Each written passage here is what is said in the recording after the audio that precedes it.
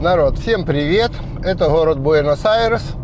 Меня просили показывать город. Я еду сейчас, скажем так, на рыбалку. Ехать недалеко, мне надо в другой город, в Ла-Плату ехать. Ну и по дороге решил вам показать. Смотрите, первое это то, что сейчас утро, все едут на работу, потому такие пробки. И куча детей, которые идут во всякие школы. Но сегодня я хотел объяснить другое.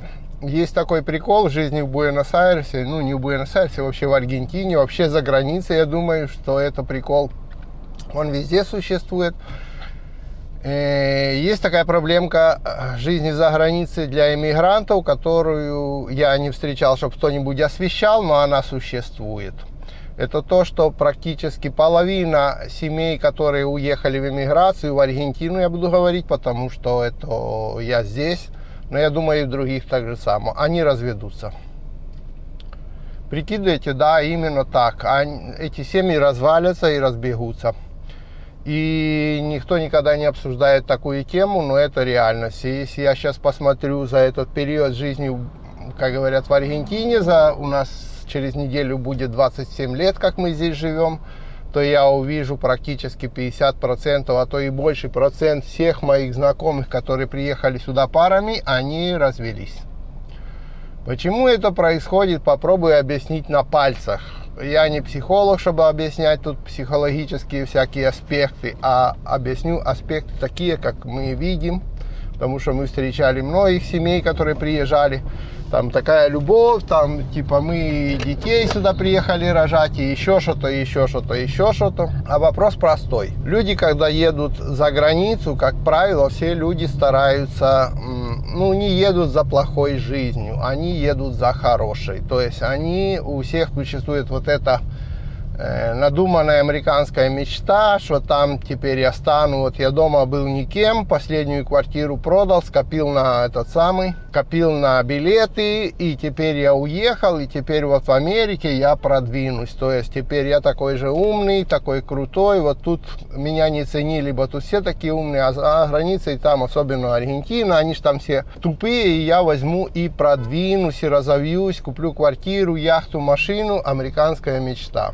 Как правило, не знаю, как там в Америке с этой мечтой, как правило, в Аргентине эта американская мечта сбудется только у маленького 5% населения из эмигрантов, и то тех, которые уже приехали сюда с деньгами и которые просто здесь вложат свои деньги. Все остальные, которые здесь просто будут работать, добиваться чего-то, не состоится никакая американская мечта. Соответственно, наступает такой момент, когда жизнь идет за границей, жена или муж начинают понимать, что ничего не случается, что годы проходят, что не случается никакой американской мечты, что случается заработать только сегодня на сегодня, даже отложить, и начинаются обычные бытовые скандалы.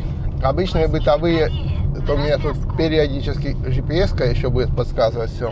В общем, начинаются обычные тупые бытовые проблемы, которых друг друга начинают обвинять, что вот это не случилось не потому, что это, а потому, что это он не дает, не так работает и не так зарабатывает, она не так зарабатывает, она мне не дает развиваться. А факт не в том, кто кому не дает развиваться. Факт в том, что в этой стране или в другой стране вы не знаете ни языка, вы здесь не жили, вы здесь не привычны, это чужая культура, это чужой, как говорят, мир, в котором, честно говоря, вы тоже часто, очень многие, не вы, а мы, и я, и все остальные, переоцениваем свои способности как таковых крутых умельцев, там, открыть какое-то дело, заработать там миллионы и всего. Одним словом, когда начинает не добиваться чего-нибудь и видят, что жизнь проходит, годы идут, народ начинает видеть, что годы проходят,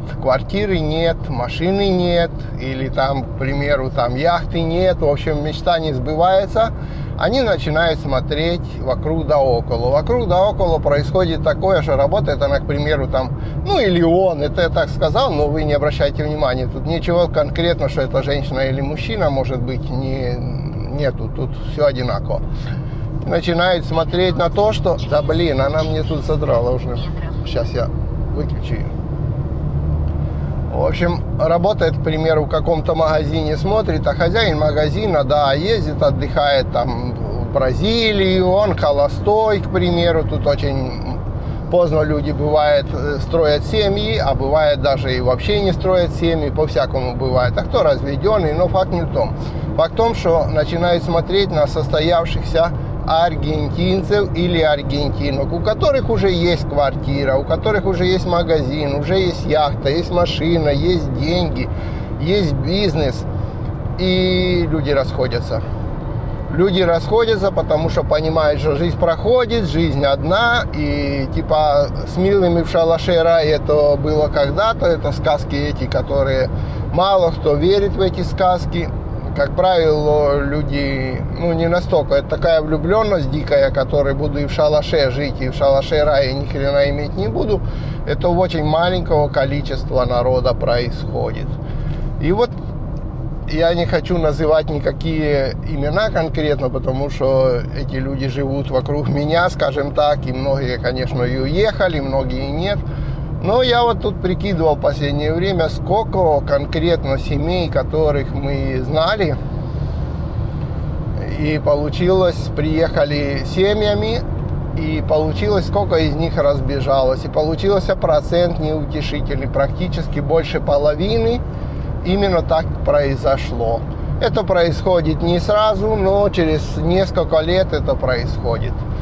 Это происходит после того, как человек начал понимать, что ни хрена он здесь не добьется такого, а не все могут смириться с тем, что они жили там, ну не знаю, в своем городе, были, как они думают, там я бизнес вел, я там был уважаемый человек, там, да у меня там были связи до 5-е, до 10-е.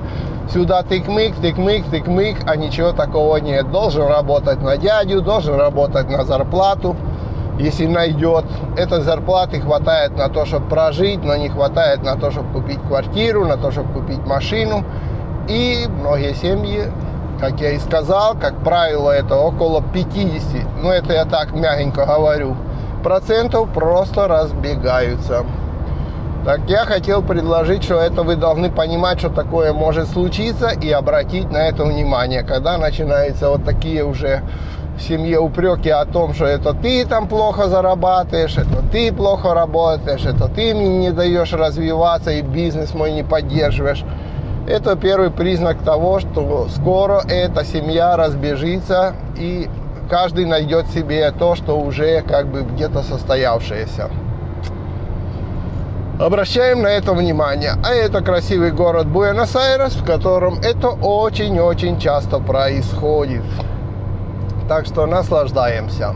Дальше эту тему, как говорят, нечего развивать, просто хотел предупредить. И я думаю, что многие, которые здесь прожили 20 лет, к примеру, там или 15 лет, посмотрят вокруг своих знакомых и напишут мне в комментариях, а правда это или нет. Вот сколько интересно у каждого, ну, старожила, скажем так, их назовем, было таких знакомых семей.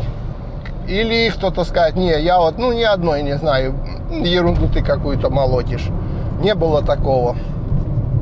Все, наоборот, только дружнее становятся за границей. Прямо так вот, как в наших лозунгах, знаете, там, беда нас платит, там, ну, не беда, а там, типа, трудности нас платят, мы там друг за друга, мы своих не бросаем, и все в таком духе.